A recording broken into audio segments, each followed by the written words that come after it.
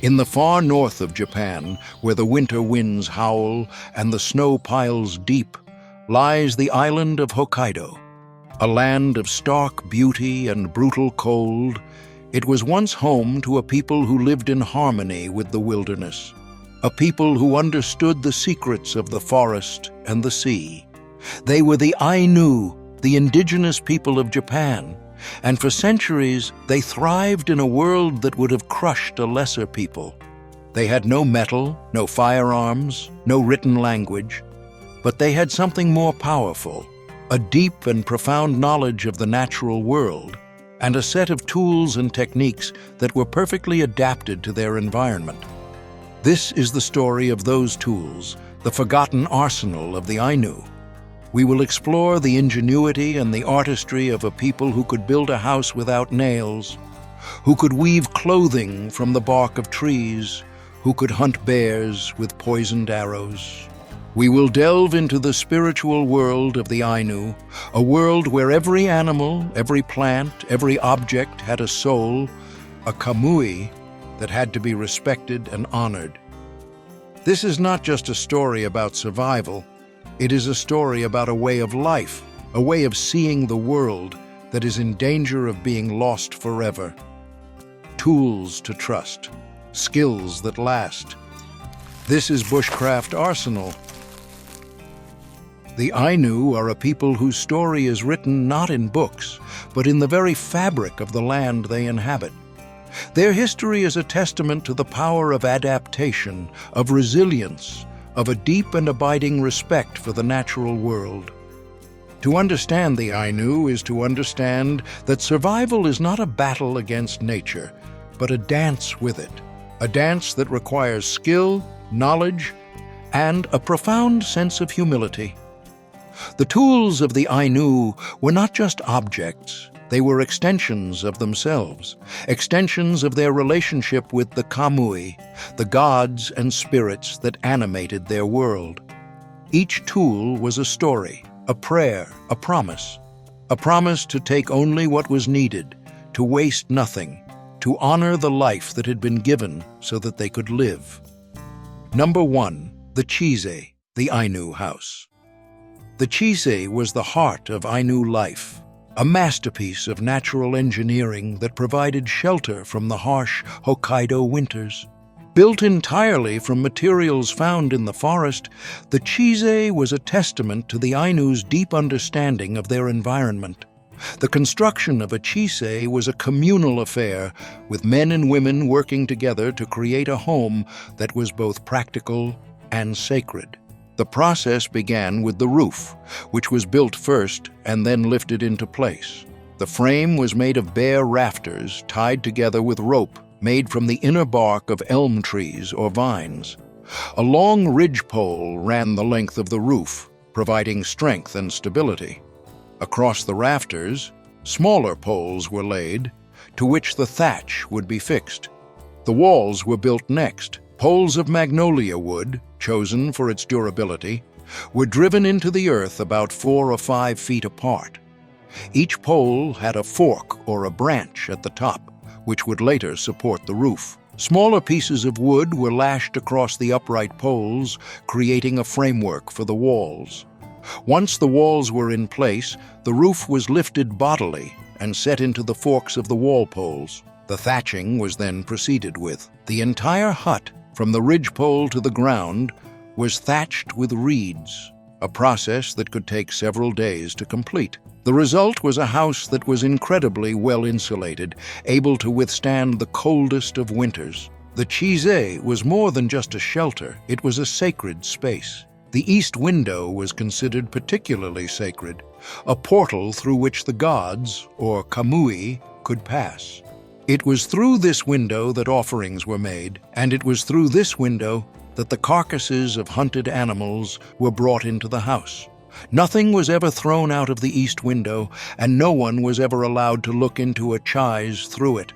Outside the chise, a short distance from the west end, stood the go-down, or storehouse.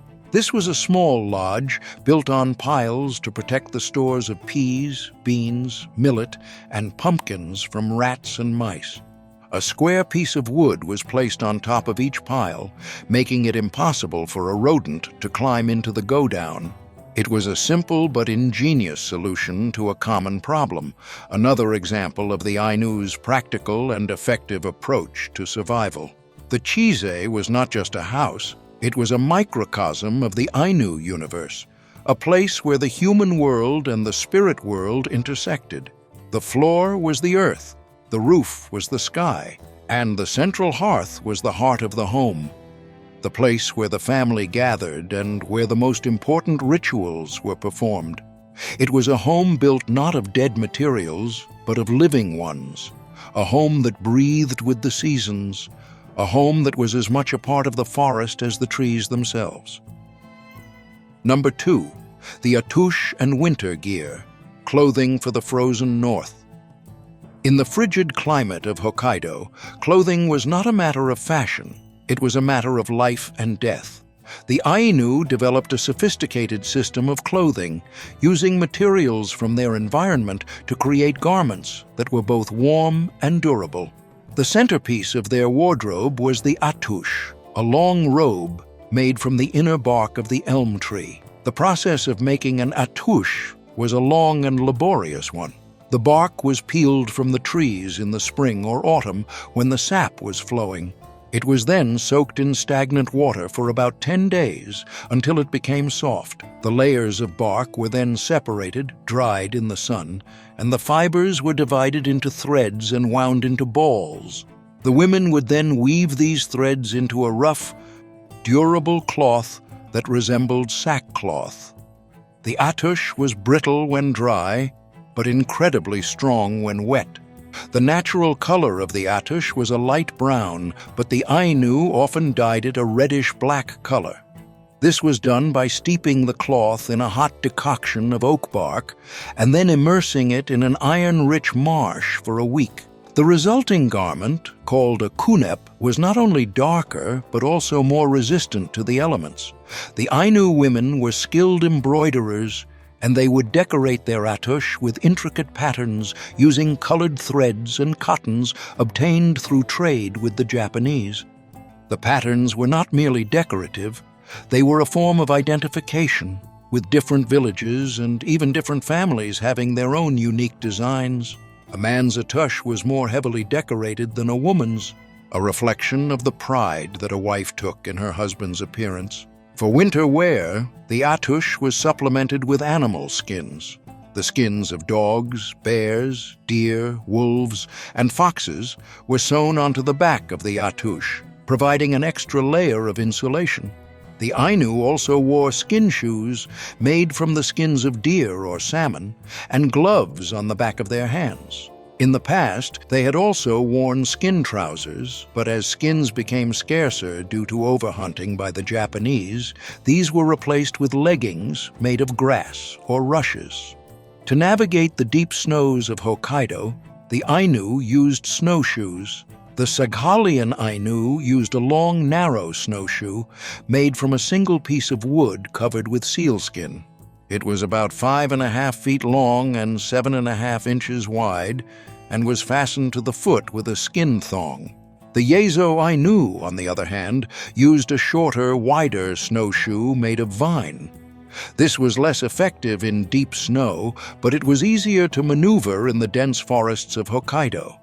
It was a complete and effective system of clothing, one that allowed the Ainu to survive and thrive in one of the coldest climates on Earth. The Ainu did not just survive the winter, they embraced it. They understood that the cold was not their enemy, but a powerful force that had to be respected and understood. Their clothing was a testament to this understanding, a masterpiece of natural engineering that allowed them to move freely and to stay warm in the most extreme conditions. It was a system of clothing that was as beautiful as it was functional, a system that was as much a part of their identity as the tattoos on their faces. Number 3, the hunting arsenal, the poisoned bow and traps. The Ainu were master hunters, and their primary weapon was the bow and arrow. But this was no ordinary bow. The Ainu tipped their arrows with a deadly poison, a concoction of aconite and other toxic substances that could bring down a bear in minutes. The poison was a closely guarded secret, with each family having its own unique recipe, passed down from father to son. The aconite plant, also known as monkshood or wolfsbane, is one of the most poisonous plants in the world. The Ainu would gather the roots of the plant in the spring before the flowers bloomed. They would then crush the roots and mix them with other ingredients, such as spider venom and tobacco, to create a thick black paste. The paste was then applied to the tips of their arrows, which were made of bone or bamboo. The Ainu bow was a simple self-bow made from a single piece of yew or elm. It was about 4 feet long and had a draw weight of about 50 pounds. The arrows were about 2 feet long and were fletched with eagle feathers.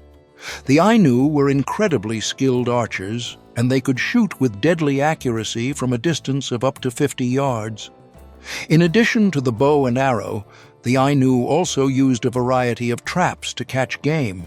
The most common was the poisoned bow trap, a simple but effective device that was set along game trails. The trap consisted of a bent sapling, a tripwire, and a poisoned arrow. When an animal tripped the wire, the sapling would spring up, firing the arrow into the animal's side. The Ainu used these traps to catch a variety of animals, including bears, deer, otters, foxes, and rabbits. The Ainu also used a variety of other traps, including snares, deadfalls, and pit traps. They were masters of camouflage, and they could conceal their traps so well that even the most wary animal would not detect them. Hunting was not just a means of subsistence for the Ainu, it was a sacred act, a spiritual communion with the kamui of the animals. They believed that the animals gave themselves freely to the hunters, and in return, the hunters had to show their respect by performing a series of rituals. After an animal was killed, its bones were returned to a shrine so that its ramat, or life force, could return to its kamui and be reborn. It was a system of belief that ensured that the Ainu never overhunted and that they always lived in balance with their environment. The Ainu did not see themselves as separate from nature, but as a part of it. They believed that the animals were their brothers, and that they had a responsibility to treat them with respect.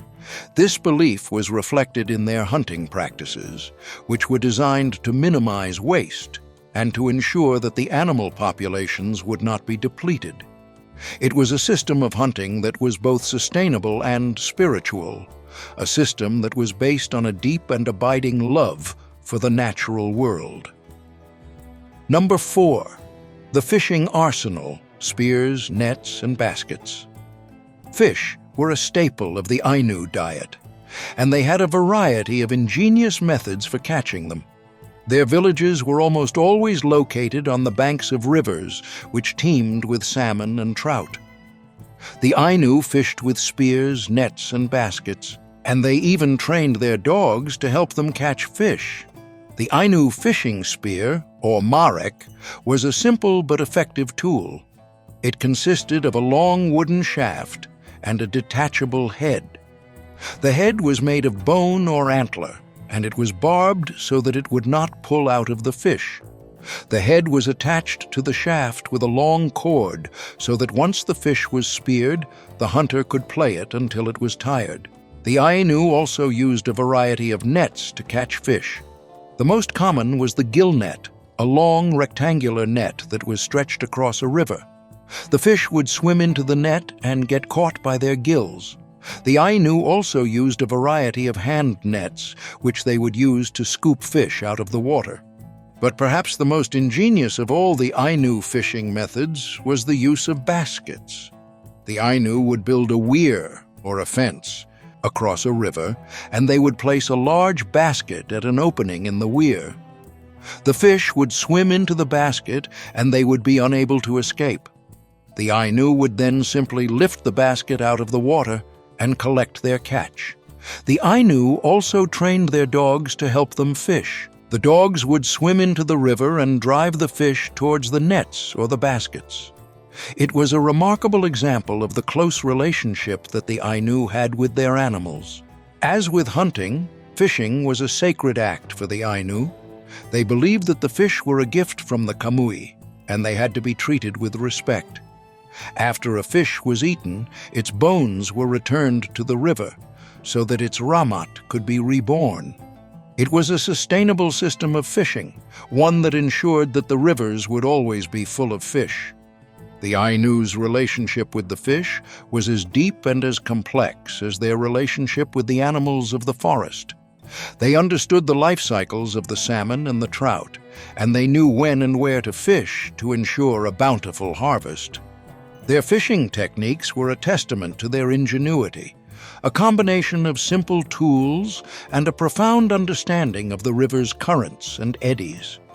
It was a system of fishing that was both efficient and sustainable, a system that allowed them to feed their families without depleting the very resource that they depended on. Number 5. The Makiri, the Ainu knife. The Makiri was the Ainu man's constant companion. A small, single-edged knife, it was used for everything from carving wood to cutting food to defending against attack.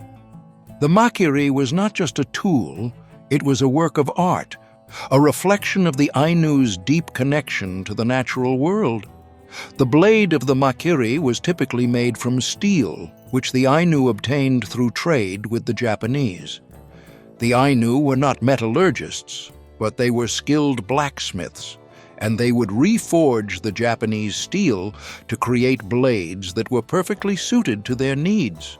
The blade was about 5 inches long, and it had a single razor-sharp edge. The handle and the sheath of the Makiri were where the Ainu's artistry truly shone. They were carved from wood or bone, and they were decorated with intricate patterns that were both beautiful and symbolic. The patterns were often inspired by nature, with a particular emphasis on the bear, the most sacred of all animals to the Ainu. The carving was done with a smaller, more delicate knife, and it was a skill that was passed down from father to son. The Makiri was an essential tool for survival in the wilderness. It was used to whittle the inau, the sacred willow sticks that were used to communicate with the kamui. It was used to butcher animals, to clean fish, to gather edible plants. It was a tool that was used every day, and it was a tool that was treated with the utmost respect. When a man died, his Makiri was often buried with him, a testament to the deep bond between a man and his knife. The Makiri was more than just a tool. It was a symbol of a man's identity, a reflection of his skill as a carver, a hunter, and a provider. It was a tool that was passed down from generation to generation, a tool that carried the stories and the spirits of the ancestors. To hold a Makiri in your hand is to hold a piece of Ainu history, a piece of a culture that is as beautiful and as resilient as the land that it comes from. Conclusion: the tools of the Ainu are a testament to the ingenuity and the resilience of a people who lived in one of the harshest environments on Earth. They are a reminder that survival is not just about having the right gear, it is about having the right knowledge, the right skills, and the right relationship with the natural world. The Ainu understood this better than anyone. They knew that the forest and the sea would provide for them as long as they treated them with respect. They knew that every animal, every plant, every object had a soul, a kamui, that had to be honored. Today, the Ainu are a people in transition. Their traditional way of life has been all but destroyed by centuries of oppression and assimilation. But their spirit lives on. It lives on in the intricate patterns of their embroidery, in the sacred rituals of their bear ceremonies, in the quiet dignity of a people who have never forgotten who they are. The tools of the Ainu may be forgotten, but the lessons they teach us are more important than ever. They teach us that we are not separate from nature, but a part of it. They teach us that we must live in balance with the earth, or we will perish. What do you think is the most important lesson we can learn from the Ainu? Let me know in the comments below. And for more in-depth guides to the forgotten skills of our ancestors, be sure to check out our videos on the Sami, the Nenets, and the other indigenous peoples of the North. See you in the next episode.